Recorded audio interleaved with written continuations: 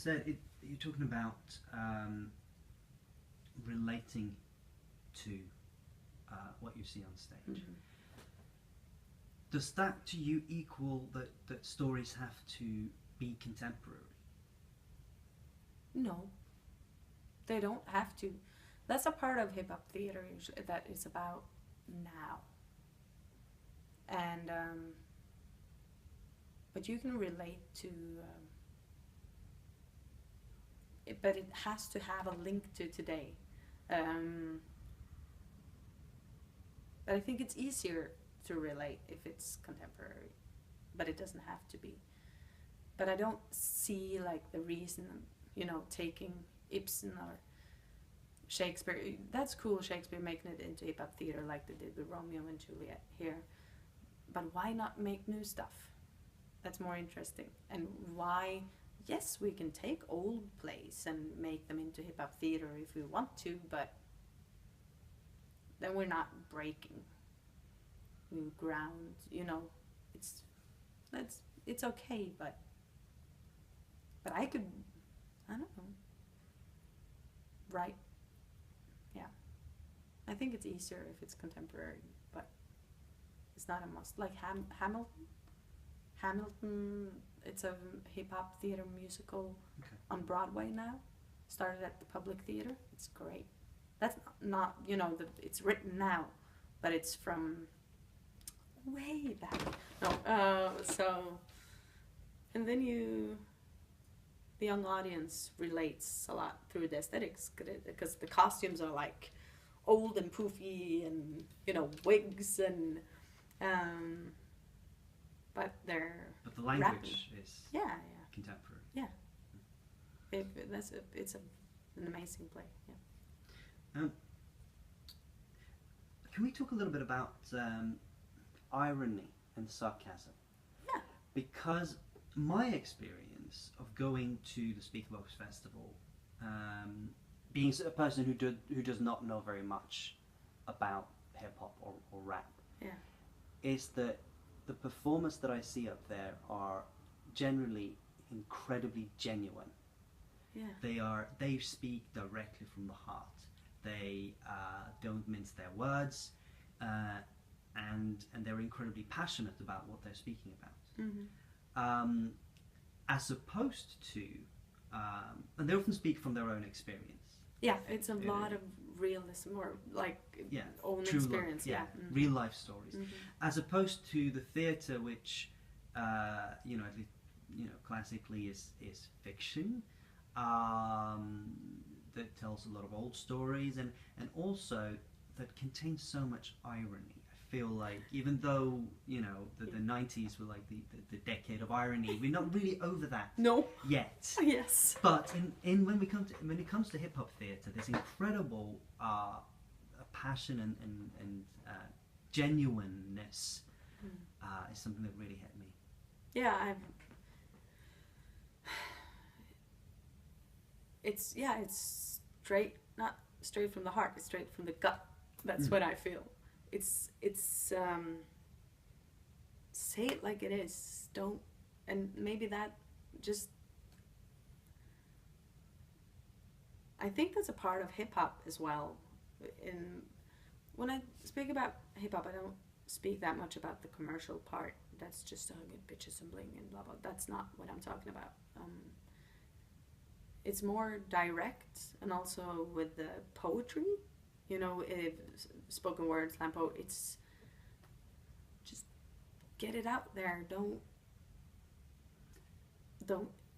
In theater, we wrap it in so many wrapping papers that you don't know what's in there, but it's like, this is it. We want to talk about this. It's like in your face, from the gut, and I think that's good for youth as well. It's very easy to relate to and to decode, because there's not that much fuss around it. I'm saying this, and that's what I mean, and we got to do something about it. I think it's the high hip-hop culture that was, we're here, see us, this is what we want, and that lies in the whole of aesthetics and expression. In your experience, and when you've been, mashing up the Norwegian theatre world with the hip hop world, and also, performers from New York, etc. Yeah. In terms of that genuine feeling and that passion and that rawness, are the Norwegian theatre makers scared of it? Are they hungry for it? What's their response to this? Directness.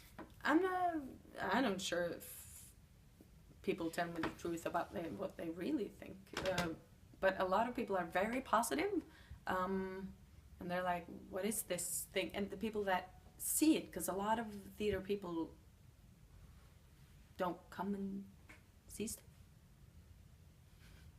That's kind of weird, but it's all they're busy with their own thing. I don't think they're scared, but maybe like, it's all about relating to something, and maybe a lot of, in general, theater people don't relate to hip hop that much. Of course, there's theater people that listen to hip hop that can relate, but if we talk in general, I think it's like, oh, that's a fun new thing that I don't really know what it is, but I feel like all, the venues, the workers around it has been very positive and also surprised that it's not about bitches and bling, and that it has a lot of the, it's political, often commenting on stuff that happens now, and that's a thing that the theater doesn't have that much now. So I feel like they've been very positive, but a little bit skeptic, but in a good way, like ooh, that's a fun thing, but I don't know if it's anything for me. But they come to see the events where their people are involved, and that's what we all do. The hip hop community does the same. Someone you know or someone you relate to are there, they come. So I think that's what we gotta do. We gotta just mix those two worlds together, like the rap battle on the Friday where Marianne Hole and Sigurd Myhre from the National Theatre, two actors, doing a rap battle against two battle rappers. That was a fun battle because that could be really awkward. But the fun is the audience that shows up, because half of it relates to that team and half of it relates to that team, and then you have them all in a room enjoying the same stuff. So that's cool. In terms of rap, now that we're talking about that, how does rap work as a stage text, as a theatrical text? It depends, because rap is very strict in its form of the rhyme and rhythm, and I've seen it work perfectly. But then you also have the spoken word that's not that strict in its rhyme and rhythm form. But I think a hip-hop theater play doesn't have to be rap all the way through. It doesn't have to have rap. It can be normal talking, but you have breakdancing, and you have beatboxing and DJing. So it doesn't have to be rap. That's just one of the elements. But I've seen it work perfectly on stage.